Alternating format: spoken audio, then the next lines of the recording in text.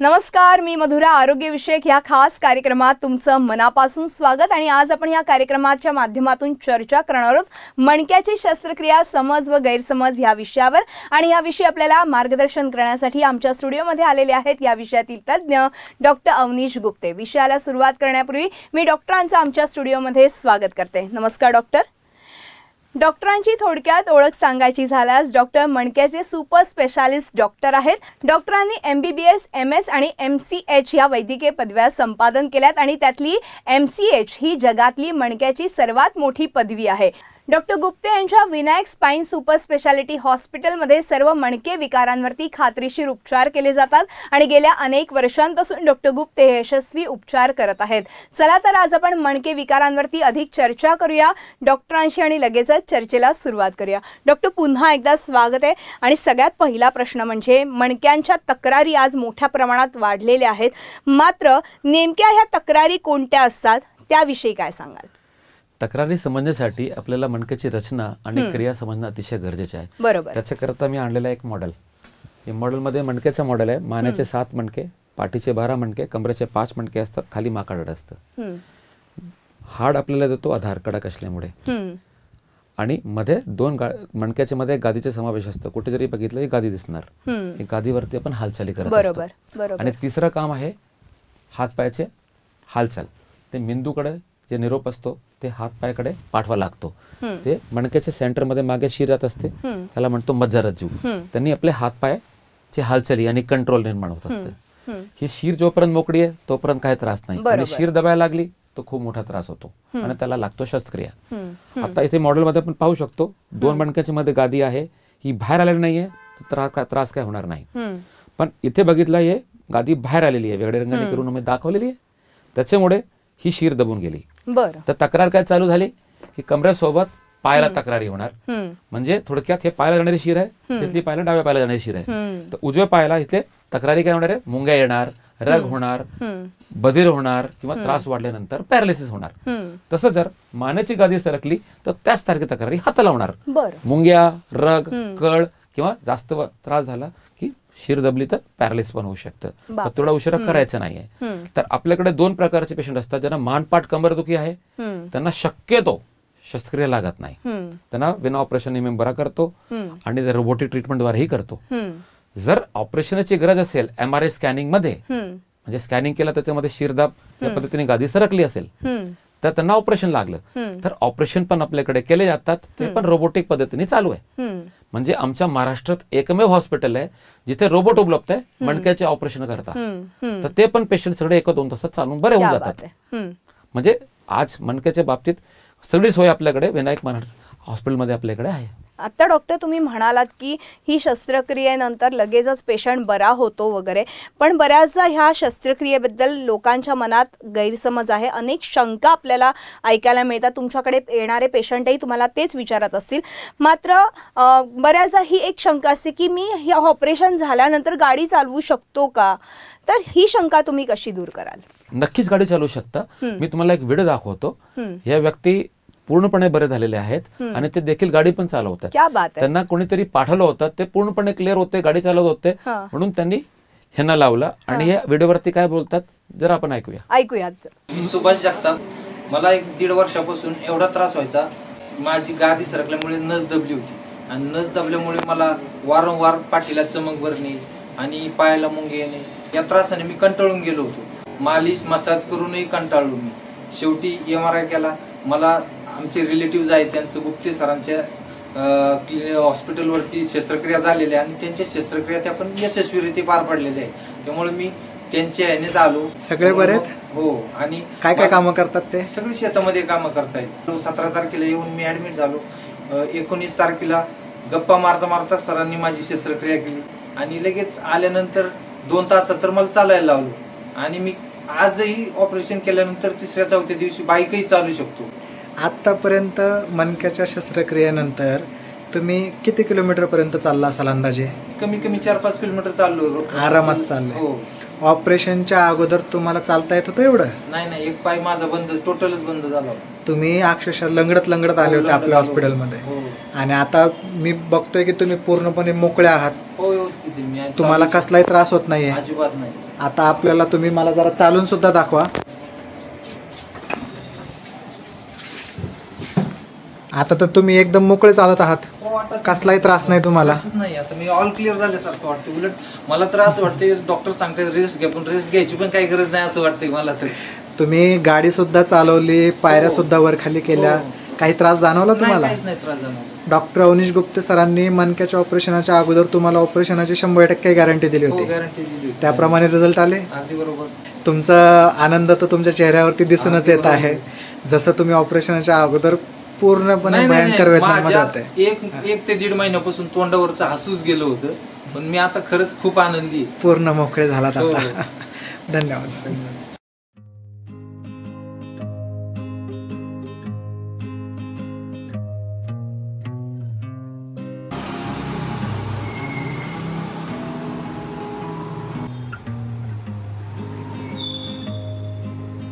Doctor, आत्ताच आपण बघितलं की ह्या व्हिडिओच्या माध्यमातून की हे अगदी मणक्याच्या ऑपरेशन नंतरही गाडी चालवू शकतात. मात्र बऱ्याचदा असं होतं की ह्या व्हिडिओनंतर म्हणजे ह्या शस्त्रक्रियेनंतर वेदना तर कमी होतात, गाडी तर चालवता येते. मग तुम्ही ह्या ऑपरेशनमध्ये नेमकं असं काय वेगळे करता की हे सगळं सहजपणे शक्य होतं? नक्की, त्यासाठी आपण ऑपरेशन थिएटरच्या आत जाऊ. बापरे. बरं. 110 किलो पेशंटचं ऑपरेशन चालू आहे. वय त्यांचं मात्र 74 आहे. बापरे. त्यांना काहीच चालता येत नव्हतं, काही करता येत नव्हतं. आणि पेशंटला आम्ही संवाद घालता घालता, गप्पा मारता मारता आम्ही त्यांची मणक्याची शस्त्रक्रिया करतो. हे दाखवू आपण. क्या बात आहे. चला बघूयात. आज यशवंत निगम साहेब आपले ऑपरेशन थिएटरच्या आत आहेत. त्यांचं वय 74 आहे. त्यांच्या मणका पुढे मागे सरकला होता आणि त्याच्यामुळे शिरदाब निर्माण झाल्यामुळे त्रास होत होता, म्हणजे कंबरदुखी आणि दोन्ही पायाला त्रास, शॅटिका म्हणतो. आता त्यांचं MRI मध्ये पहिले बघू आपण. जे बघितलं आपण, जसं ही शिर दबली दिसते 2 ठिकाणी, इथे पण दिसते, इथे पण दिसते, सगळीकडे 2 ठिकाणी शिर दबलेली आहे, इथे आणि इथे. हे गादी सरकल्यामुळे किंवा म्हणायचे की लिस्थेसिसमुळे हे प्रॉब्लेम होता. आता एक्सरे मध्ये बघू आपण लिस्थेसिस कुठे. हे चौरस मणका एका लाईनमध्ये आहे. हा मणका थोडा मागे गेलेला आहे त्याच्यापेक्षा, तर हा थोडा पुढे आहे, हा थोडा मागे इथपर्यंत आहे, हे पुढे. तर मधली जी गादी होती ते मी इथे दाखवली, त्या कारणामुळे सरकले आणि ते पुढे मागे इन्स्टेबिलिटीमुळे सरकल्यामुळे हा त्रास होत होता. ऑपरेशन आता संपलाय, त्यांच्याशी आपण संवाद करू आपण.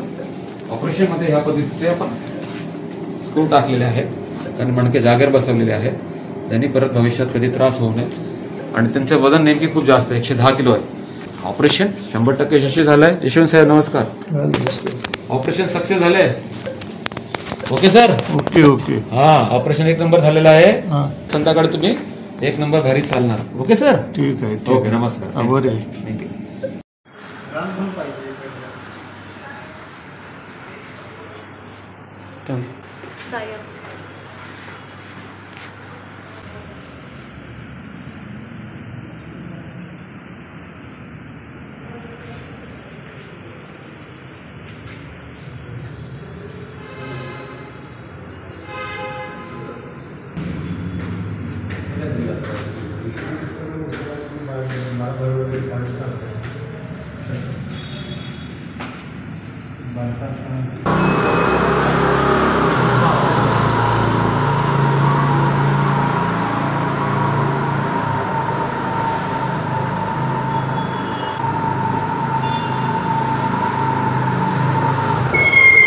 डॉक्टर, एवढ्या मोठ्या म्हणजे एवढं वजन असलेल्या पेशंटवरती आज ही शस्त्रक्रिया तुम्ही केली आणि ती यशस्वी देखील झाली आहे. खरंच तुमचं कौतुक करायला पाहिजे.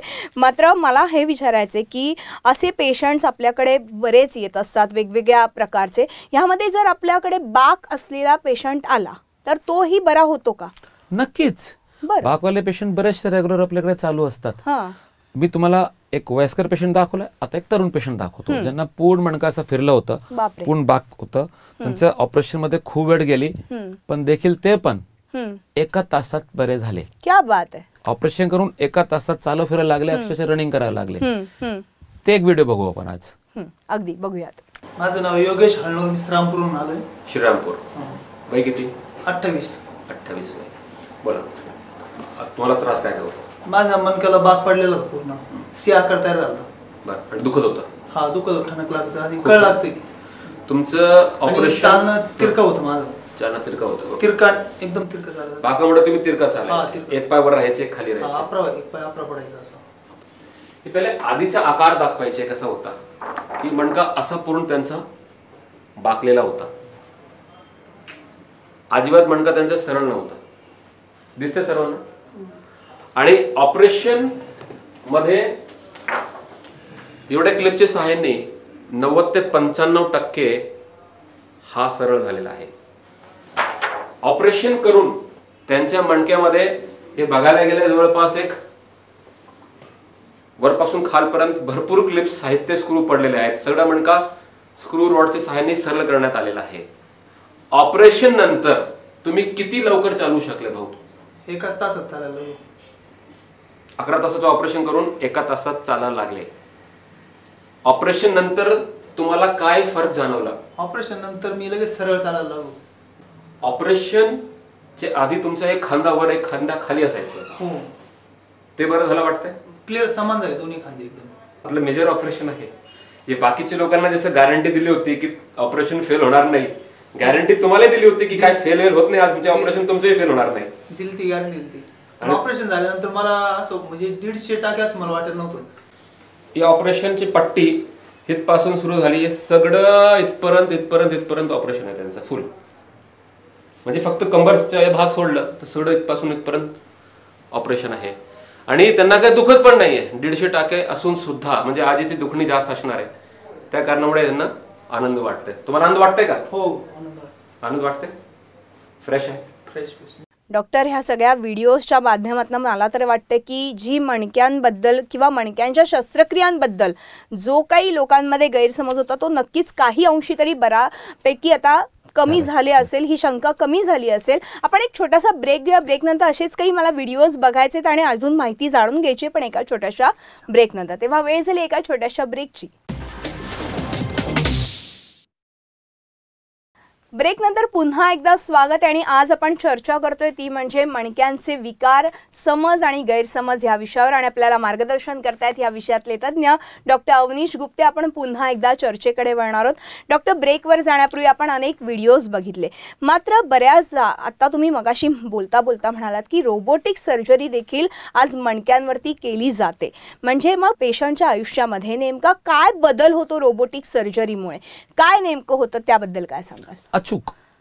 समजा आपल्याकडे एक मोबाईल आहे, तुम्हाला मी मदर विचारला 64x64, तुम्ही लगेच सांगू शकणार नाही, वेळ लागणार. बरोबर. जरी कॅल्क्युलेशन करायला पेन पेपरनी बसली तरी चुकीचा होऊ शकतो. हे मात्र ऑपरेशन थिएटर मध्ये नाही झालं पाहिजे. पेशंट सोबत माणसाला तयार केलेलं आहे आपण, कॅल्क्युलेटरने तयार केलं, कॅल्क्युलेटर आपण तयार केलाय पण तो अचूक देतो.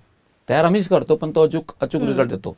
तसा रोबोट तयार माणूस करतो पण तो अचूक सर्जरी करतो.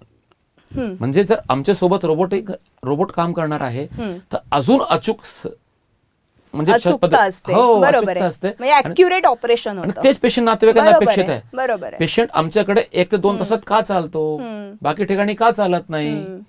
सर्व पेशंट चालतात, संध्याकाळी रनिंग पण करतात, संध्याकाळी गाडीही चालवतात, पाऱ्यावर खाली करतात. लेडीज लोकांना आम्ही किचन मध्ये घालतो, ते स्वयंपाक करतात ऑपरेशनच्या संध्याकाळी. मग घरी जाऊन का करू शकत नाही?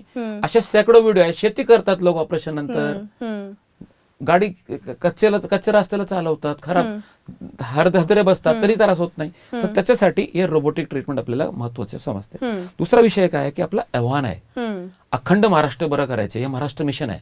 आम्ही आमचा स्टाफ ह्या उद्देशाने जगतो की संपूर्ण महाराष्ट्र बरा झाला पाहिजे, कुणाला त्रास नाही पाहिजे. त्रास वाढला तर पॅरालिस पर्यंत जाऊ शकतो. इथे पेशंट तासाभरात बरा होतोय आणि तिथे पेशंट गैरसमज असल्यामुळे कायमचा झोपून राहतो. असं नाही झालं पाहिजे. आज गव्हर्नमेंटने आवाहन केलं की पोलिओ गायब झाला ड्रॉप देऊन 2 मुलांना, तर आपण पूर्ण महाराष्ट्र नीट का नाही करू शकत? त्यांची सेवा का नाही करू शकत?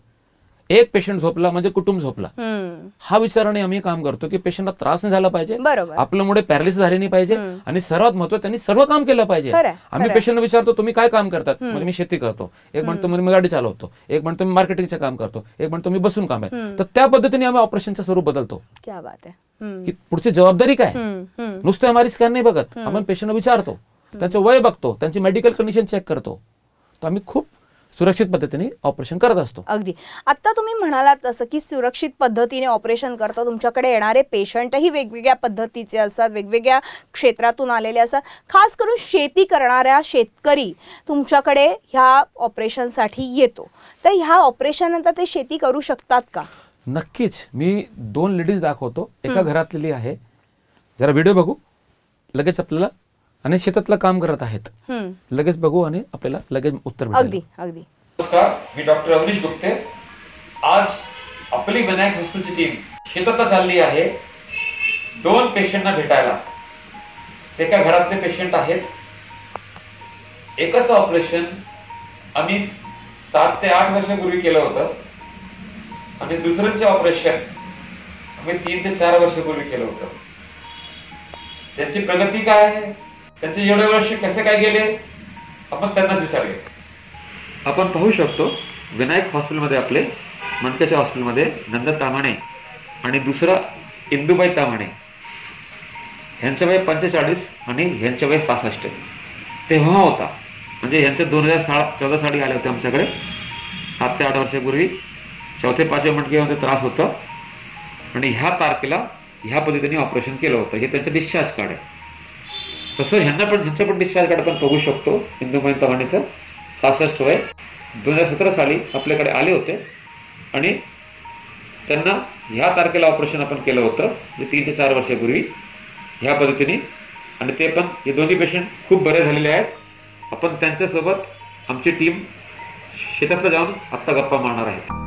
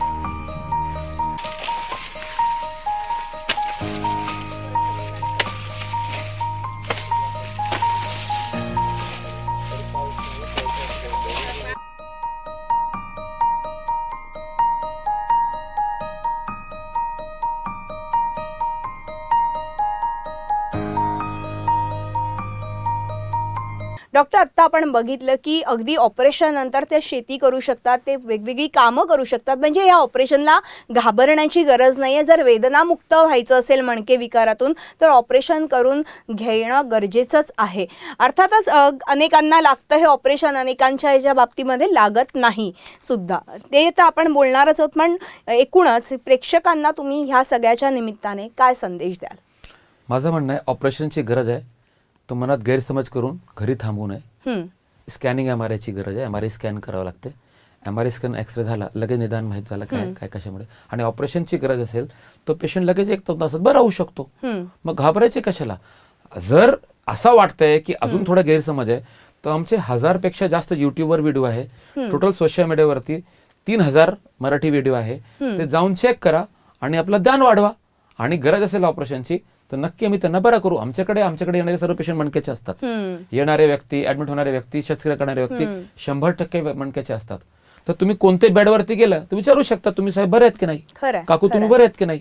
आणि जर त्यांनी सांगितलं बरं झालेलं आहे तर तरीच ऑपरेशन करा ना. कशाला ऑपरेशन करायची गरज आहे? अगदी. आता डॉक्टर, तुम्ही खरंच फार महत्वाची माहिती तर दिलीच, पण त्याचबरोबर मणके विकारांना घाबरू नका किंवा त्याला टाळू नका किंवा दुर्लक्षही करू नका, नाहीतर मग पुढे जाऊन अनेकांना धोका निर्माण होऊ शकतो. आणि वेदनारहित जर आयुष्य जगायचं असेल आणि ज्यांना खरंच मणके विकारांवरती शस्त्रक्रिया करण्याची गरज असेल त्यांनी नक्कीच विनायक स्पाइन सुपर स्पेशालिटी हॉस्पिटलमध्ये येऊन अपॉइंटमेंट घेऊन डॉक्टरांचा योग्य सल्ला घ्या आणि ऑपरेशनकडे वळा. डॉक्टर, खूप छान माहिती तुम्ही या सगळ्याबद्दल दिली, त्याबद्दल खूप खूप आभार. आणि यानंतर या खास कार्यक्रमात आज आपण इथेच थांबतो. तुम्ही पाहत राहा आमचा खास कार्यक्रम आरोग्यविषयक सल्ला.